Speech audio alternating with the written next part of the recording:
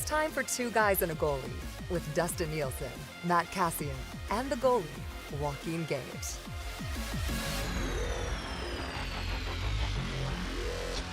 Happy Tuesday, everyone, and welcome to another episode of Two Guys and a Goalie, episode 271, brought to you by CoolBet on the Nielsen Media CoolBet Network. If you're not yet signed up for an account at CoolBet, maybe you want to bet on the National Hockey League, go do it at coolbet.com. Stay cool, bet responsibly, but use the code 2GUYS, the number 2 in the word guys, when you sign up, and you get a 100% deposit bonus on your initial deposit up to $200. Cass, I tell you, I got to say, man, I'm also growing this sweet beard, just like you. Gager pretty much looks the same now, doesn't it? Yeah, no. I was gonna say you're like a young Rip. I was gonna say. You know what? I was at the mall. Santa Claus rolled into the mall on Saturday, so we went for like the parade. He came up, and Lamley's is now moved down to the lower level, and we just finished watching the recent Yellowstone. And I was walking by, and I said to Tam, I said I was gonna hop in and get some Rip gear there now that I got this sweet beard going. And you know what she said? She goes, "You should." That'd be great. I was just like, yeah. All right. Daddy'll be ripped tonight. So, it was good. But, yeah, all right. Hey, you guys, before we get into it, we got crazy Oilers game to talk about last night. Did you watch the Christmas special with the Guardians one? Guardians? Yeah. Kevin Bacon? Yeah. You guys watched it too? I watched it too. I was thinking of texting you. I was going to text you. I was going to be like, I mean, I guess we kind of now have to do a Kevin Bacon segment in our next trivia whenever we do it because he just made an appearance. But it was good. It wasn't like I wasn't rolling over dying laughing, but I was like, I kind of had a little smile on my face the whole time. Yeah. Like, yeah, it was good. I enjoyed it. Was a Christmas special. Right? Like, that's kind of what it was. You're like, yeah, they nailed it. Yeah. We should set up the party watch, and so we're all watching at the same time. That'd be good. I've never done that before. I know Amazon has that. I don't. Did Disney Plus has it too. I didn't know they Does had that Disney too. Plus have it too? Yeah. All right, well, something a little Christmas special. I'd like to see Disney do like a different Avengers Christmas special each year, like Captain America back with his love of his life Christmas special or something. That'd be fun. That'd be fun. I'm sure they will now. Like they have to now. They have to now. That's good. All right. So, Gager, you were working with Sportsnet yesterday. Cass, obviously, pre and post on TSN 1260. If you're trying to consume your Oilers content, these two guys got you covered on a bunch of different platforms. Obviously, here on Two Guys and a Goalie as well. We were texting back and forth. It was pretty much the same sort of text chat that we have every game. It starts with what the fuck was Nurse doing? And it ends with, wow, what a fish. Like, is that not usually how the text chat goes? We should start posting our texts because that's exactly how it is. Every time. Lots of gifts. Lots of gifts. Yeah. Lots of gifts. That's true. All right, so Cass, let's start with you, buddy. Your thoughts. So, like, they got the win, and they looked like they're gonna get it earlier. Slips away. Bouchard. There's a lot to break down from this game, but what's point number one for you, Cass? It still is. You got to clean up your starts. And I know it was a semi-unfortunate bounce, like with the Nurse block shots. I don't know why he was trying to block that, like, or block it the way that he did. I mean, I don't know if he needed to leave his feet. Like, it was just. So what would you have thought? Like, just make a play with your stick on that? Is that play with your stick on it, or like? I mean, if you're going to go down and block it, I mean, you have to know. It's like rebound control. You have to know it's going to go to an area where you're going to be able to get it. You're the last man in zone. You know everyone's in front of you. It should have been a nothing play, but it turns into something. But to me, it's still the starts. You still end up down. You still end up chasing. Now they scratch and claw slowly to get back in it. And I do think that as the game went on, they were a better team than Florida. Like, they outchanced them. I thought Spencer Knight played pretty well. Your snake bit guys are, aside from Bouchard now, but your snake bit guys are still kind of snake bit. Like, Puljujarvi has to find a way to put the puck in the net. He still can't pull. He's getting trigger. Chances, but he's not pulling the trigger. Like, he's got to find a way. That was another big takeaway. But I did like how they just stuck to it. Like, it wasn't a pretty game. Took them more than 60 minutes, but they stick. Even that last faceoff, it's like they lose the draw. Would have been easy to quit in the play, but they didn't quit in the play. So there was no quit in it. I really like that. I guess those are my overall thoughts. Is still have to clean up the start of the game. Just have to. Just I don't know what, I mean, you've had different coaches, you've had different players. You have to be better at the start of hockey games. You have to find ways to get the lead and play with the lead. There's no solution for that. Like if there had, somebody would have figured it out by now. It's wild. Luckily for them, because I think at the end of the period, didn't Jack say, Gazer, you were on that, bro? You probably would have heard. Didn't he say it was like the third time, or just what was it? They've only led after the first period like 3 times all year, something like that. Yeah. It's mind numbing to think that the record as it is, which isn't an outstanding by any means, but to be down all the time, it's a recipe for disaster, I think. And the first goal, I hate when guys try to block shots from distance, make That's saves. not even block a shot. That's not even like, it wasn't a shot, Gager. No, it was going wide. It was going way like wide. 3-4 feet wide. For Darnell to throw out the Andy Moog kick save, and I think I said on the broadcast, there was only 2 guys legally allowed to throw out a kick save, and one was Cam Moon, and the other one was me.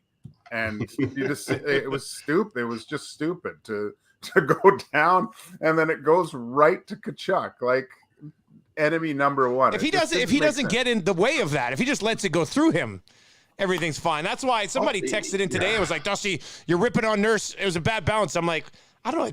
I didn't play or anything, but I feel like if he does anything but what he did, they're probably okay in that position. Yeah. Like, was it a bad bounce? Yes, it was a bad bounce. But should he have been even trying to do like drop down the one? Like what? I just, from a technique standpoint, should he have even tried to do that? No, like he should have held his feet. If he needed to turn his shin pad, I guess you do that. But oh man, I mean, it was it a bad bounce? Yeah. Could he have just let it gone by him and turned around and picked up the puck? Absolutely. Would that have been a safer play?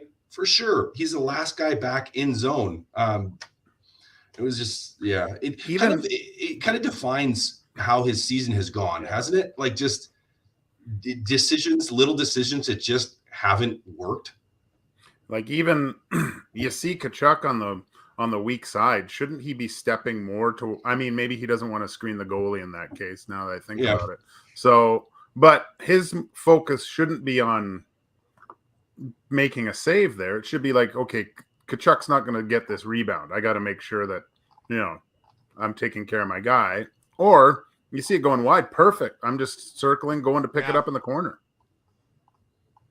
But that's his season. Probably a little bit like he's trying to do too much, right? Like what was it, Cass? You said last game, like you saw, I don't know who it was, Barry, like breakout pass, and he passed it, and it was Nurse. He passed it to up. That was me. Yeah, he passed it the wing, and Nurse was waiting for it. Wait a second. I don't know. Okay, so this. I don't know if you guys were listening this morning, but some guy texted in, and he's like, Dusty, big fan of the show. He goes, but I think you were too hard on Darnell Nurse on CTV Morning Live today. And he said, we talked, I talked about the play we just talked about. And I said, I don't know what he's doing there. And for a guy that makes that much money, probably needs to make a better play on that. And he's like, I thought it was a cheap shot to point to his salary. And I said, well, guys who make more, we have higher expectations for. I mean, if Broberg makes that play, you're like, oh, well, he's in his first 20 games in the league. But a guy who makes over $9 million makes that play, you expect him to make better. And then I had another guy text in and say, Dusty, I don't think salaries come into it at all. And I'm like, well, so, I mean, maybe you guys are the former players here. I'm the loudmouth member of the media.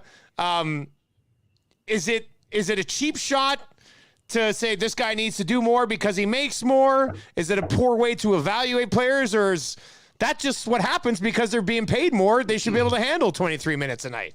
Well, I'm gonna take a little bit of a different perspective on this. And Dusty, I actually don't like focusing on that contract value for Darnell Nurse number wise, because that, as I've said multiple times, that was the going rate. The second that Seth Jones signed for as much as he did, you knew you were going to have to pay Darnell Nurse. Out of your control to a certain level. You were, based on his numbers, based on the history, you were going to have to pay him. So I think if you framed it this way, and I think this is the right way to frame it, is that a play you should expect from your top defenseman, your number one defenseman? ignore the salary numbers and say Darnell Nurse is your number one defenseman. He's the guy from a defenseman standpoint that you need to carry you through the season, into the playoffs, into the Stanley Cup if you want to win it. Is that a play that your number one defenseman should make? And the answer to that is no. And you can just completely disregard the salary. And again, don't look at the salary. Just say, what are your expectations of this player with how long he's been in the league, the type of play we've seen him, and the quality of play we've seen from him before, to say, is that a play you should make? No, it's not a play you should make. As a number one defenseman, it's not good enough. And to criticize him on that, I think is completely fair. And to say that Darnell Nurse needs to be better, completely fair. Now, to say that, we have expectations of him from his contract value, I get where people go there. I don't do that at all. I go, how important is he to the team? Because he's extremely important. He is their most important defenseman. And do you need your most important defenseman to make plays like that? Or can he make plays like that? Not very often. You can't have him. And the problem is not blocking shots like that specifically, but this year he has not been at the level that we've seen him play at. And he's not been at the level that he needs to be at for the Oilers to have success through the playoffs and into the hopefully Cup final. So similar discussion, framed in a different way, essentially is how you're viewing that. Gager, where do you come out of this? You make the big bucks with Sportsnet now. Where do you come out of this? Unfortunately, I'm with Cass that I don't like talking about the dollar figure, but saying that, there is bands where we compare different players. We will compare a $3 million play to a $6 million player, and there should be subtle differences in their play style and how they perform and what they're able to accomplish on the ice. And like that year, McAvoy, Hamilton, Jones all signed those big deals because they were all up. Nurse was right along there with them. I think he was actually leading defensemen in goals that year at a certain point. And so, that's who you compare them to. And unfortunately, he hasn't been, I don't think, watching the New Jersey Devils and seeing Hamilton play, they weren't close to being on the same level. And that's how they were compared to a few years prior. So, he has to be way better. He can't be making these mistakes that he's doing. I saw something that was interesting too, saying he was thrust into this role because Edmonton lost their number one defenseman to injury a few years ago, and they don't have them anymore. And so, and this isn't the role Darnell Nurse should have been put into. He's more of he can get to 2. He's not a 1, but more in that get insulated by a top defenseman that can allow him to just play his game, I would say, and not have to do too much. One quick comment on the live Twitter stream. If you're watching on Twitter, you can also watch on YouTube. Just search Nielsen Media or Two Guys Over There. And, of course, subscribe to the podcast, Spotify, Apple Podcasts, all that fun stuff. Oil Bears makes an interesting point here, guys. Sorry. Is that a Christmas ringtone now? Tell Stoff you'll talk to him later, Gage. Jeez. Did you mute? I think you muted yourself. Did you mute yourself? Yeah, he's muted right now. Are you on the phone right now? Oh, still muted. No. So Oil Bears points out that Nurse played Ottawa 9 times in the Canada Division. The year they got that deal when he had that huge season. And Cass, I mean, that's just the way it was. I mean, good for him. Good for any player that cashed in to that amount of that time. That really worked out for a lot of guys around the league, didn't it? Yeah, well, it's a matter of timing. I mean, fortuitous timing. Darnell Nurse and his agent made a great decision to go with a bridge contract, betting on himself to say that he was going to have positive seasons and he was going to improve on his play and he was going to cash in on it. And that's exactly what he did. And the thing is, Dusty, is all teams played weak teams more often. I mean, it was like all the divisions had their weak teams. And if you look at how Ottawa played other teams, like Edmonton owned the Ottawa Senators, but other teams didn't as much. Like, so, everyone and all the other defensemen in the North Division had the opportunity to play against them. And Darnell Nurse just had a lot of success. So is that part of it? For sure. But again, you just look at his numbers. That was the going rate. The second that everybody started to sign, you knew, we're going to have to pay him probably $1 million to $1.5 million more than you'd like. Because, if we look at that value and we say, okay, Darnell Nurse at $8 million, I kind of go, all right. Like, I think most people, the grumbling that we've heard would stop at that. But I don't think that extra money, it was the market rate. You can't get frustrated about it. You can't get angry about it. That was, and I don't think you can just blame the Ottawa Senators either. That was based on his performance. That was the going rate. So I don't know. I don't get nearly as heated about it. Now, I will say he's had to be better this season. He hasn't had a great season, I don't think. I know he's capable of doing a lot more, and hopefully comes around here. But yeah, I don't know.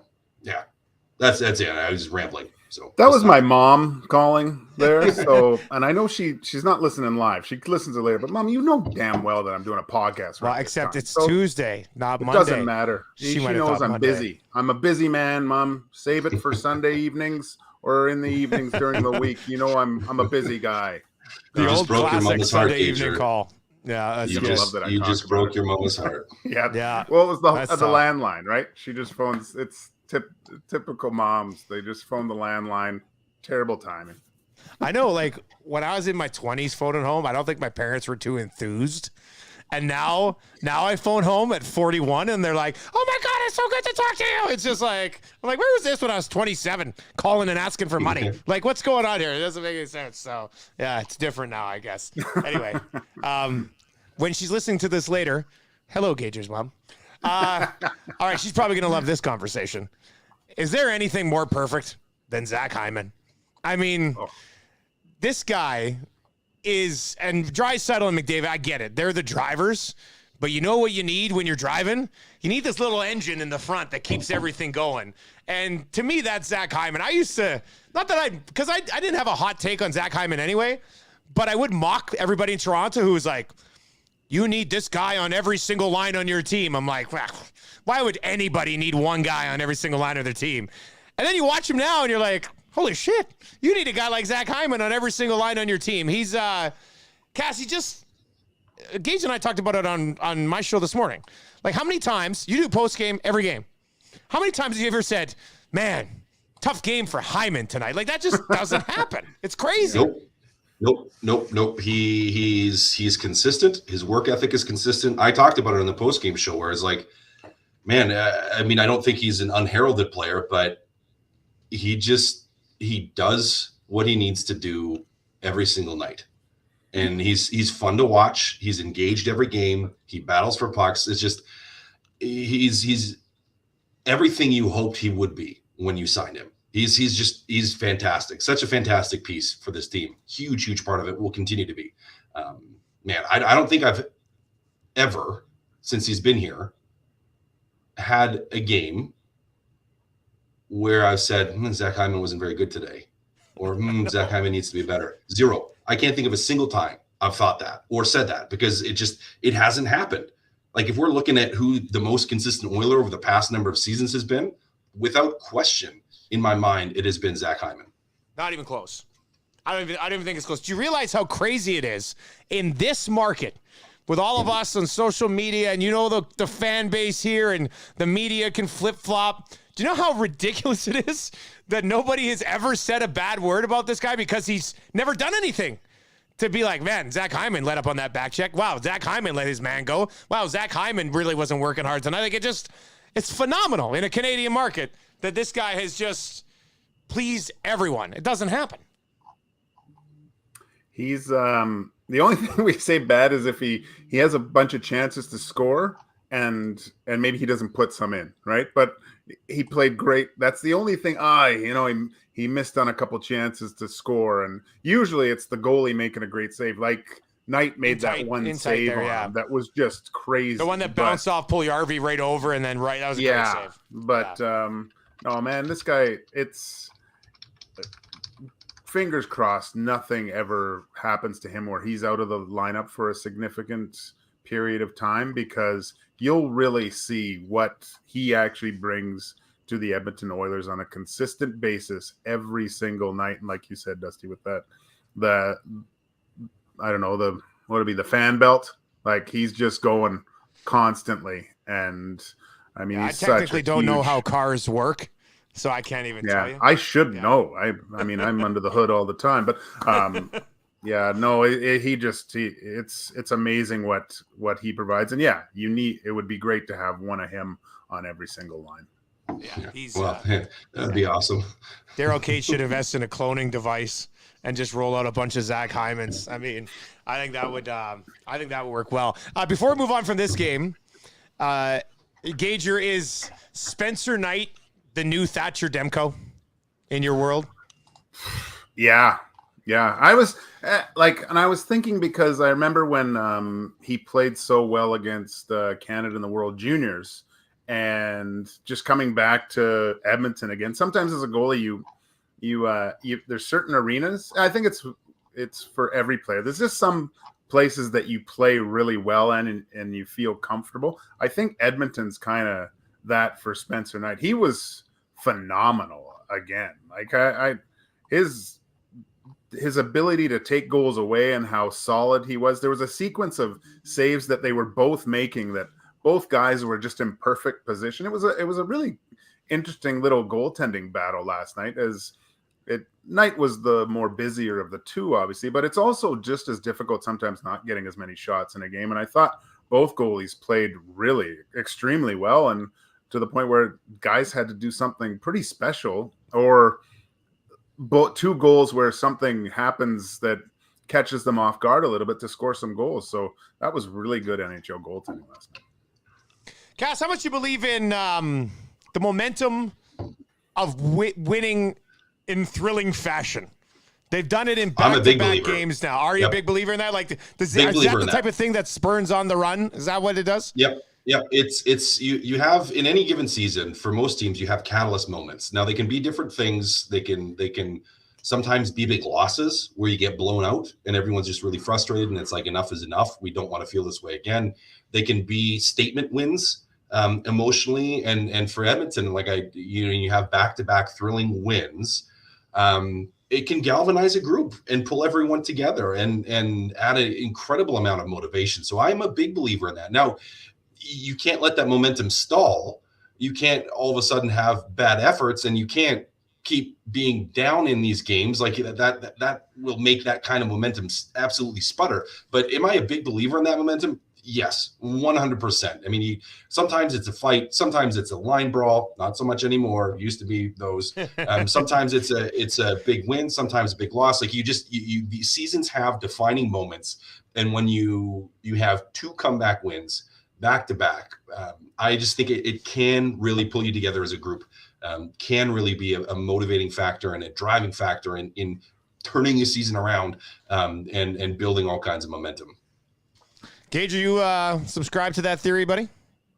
Yeah, but to an extent, like if you look at the Florida Panthers last year, what they were doing, they were coming back from 3-4 goals down and winning games. Like, it was an absolute ridiculous what they were able to accomplish. I like the way the Oilers are doing it, where it's not like, I mean, the Ranger game's a little bit of an anomaly coming back from 3 down, but being down by a goal and coming back late in the third like that's something that just builds confidence. And as the season goes on, and you're just, if you get into those situations, you have something in the memory bank that tells, oh, we did this before, this is how we did it. So it's learning that process again. I'd like to see the Oilers play with a lead and shut things down.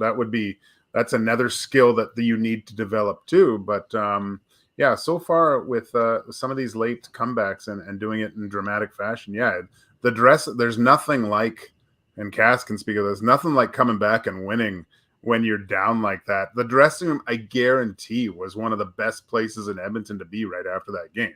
It was everyone's high five and hoot and holler, and the training staff, the coach, like everyone's pretty happy after something. You got your wind song going. Yeah. A lot of pelvic thrusting and dancing happening. It sounds like a great place. Sure. Yeah. Yeah. All right. 2 other things I want to get to. Rupe Hintz, 8-year deal with the Dallas Stars, $8.45 million per. Really started to put it together, I guess, 2 seasons ago. 2021, 43 points in 41 games. Followed that up last year, 72 points in 80 games, including a 37-goal season. And then this year he's got 24 points in 22 games. Centers Jason Robertson, who we get to in just a second. But, Gager, let's start with you on this one, buddy. What do you think? I mean, 8 years, 8.45. I think if you're Rupe Hintz, you're pretty stoked about it. But I think it's a contract that if he continues to play just the way he has played for the last couple of years, let alone maybe get even a little bit better, I think Dallas has to feel pretty comfortable about this as well. He's 26. Well, just that, I mean, how much longer is Pavelski going to play? It's crazy. But, I mean, they're the hottest line in the league, I think, right now. And well-deserved. They're tough to play against. We saw what they're capable of when the Oilers played them. They were a dominating line, and to have him I think it's a great deal. Just his age and his production level, you only think it's going to get better, especially playing with Robertson. It's another kind of young duo that we see emerging in the NHL. That's going to be very difficult to handle in the coming years. Yeah. I mean, I like this contract. Yeah. No. I think when you're looking at his upswing and his development and his age, he's got so many tools, and you have a player that seems to have a ton of chemistry with Robertson, who I think, Gager, you had picked him as being your breakout player of the year, which so far he has been. You've been dead on in that. That was going to be a cornerstone of a team that when they start to move out some of their aging contracts, and if Dallas is able to replace them with some more young players that have some upside and some upswing, Dallas could be a really, really good team. And they've got some young guys. I mean, you look at like CHL Player of the Year, Logan Stankoven, like who's back playing in Kamloops, almost made the team out of camp. Like they have some young guys in the system that could potentially really be great players. And if you're looking at like a Pavelski replacement at some point, the Stankoven could be a guy that plays a similar-ish game, a little bit of a smaller body, but still plays physical, engaged, and a little bit like a jackhammer out there, but can put up some points. Like they got guys in the system in Dallas that are going to come along and could really, really push this team to being a contending team.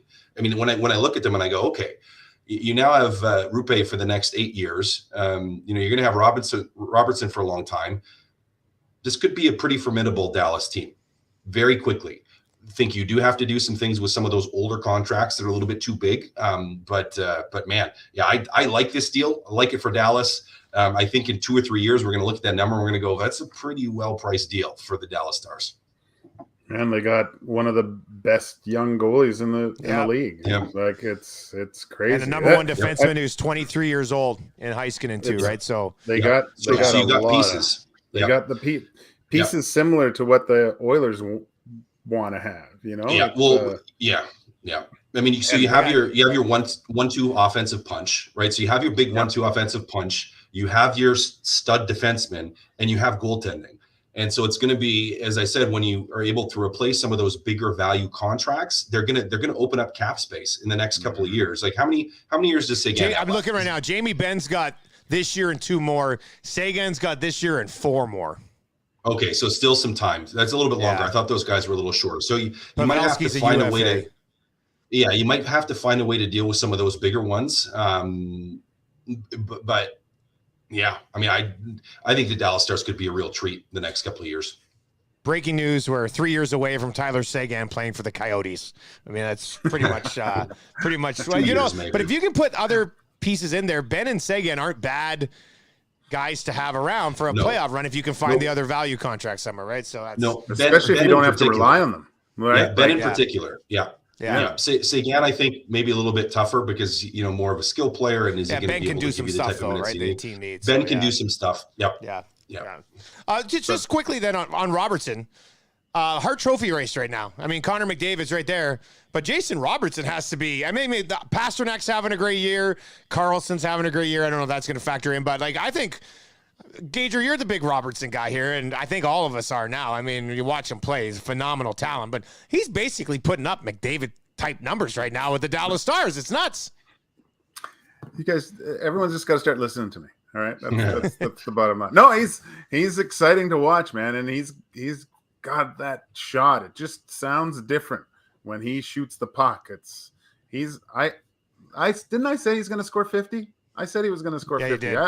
He's going to score 50 this year, and if he scores 50, there's a really good possibility that he wins the Hart. Like that's if he wins the Rocket Richard and finishes second in points, and it's in Dallas without nothing against Rupe Hintz, but without Leon Draisaitl. I know they don't play, but you know what I mean. That conversation, it's going to be there to be had for sure. Connor fatigue keep it going, but, is what it's called. Yeah. Connor fatigue for the Hart. Yeah. And so, really, do you think Connor even wants another? He doesn't really care about that right now, does he? I mean, he'd probably take it if it comes with playoff success. Yeah. Okay, that's a good point. Yeah. All right, there we go. That's going to do it for another episode of Two Guys and a Goalie. Oilers head out. Quick 2-game trip Wednesday and Thursday. We'll be back breaking that down with you on Thursday right here on my Twitter account. Obviously, all your podcast feeds, Spotify, Apple Podcasts, wherever you get your podcasts, you can find us as well. And then hop over on YouTube. Just search Two Guys a Goalie on YouTube. That should bring you to the Nielsen Media page there. And, yeah, boys, fun episode. And I'll talk to you later for a watch party, okay? Let's set that up. Okay, let's get See you later, boys. See you.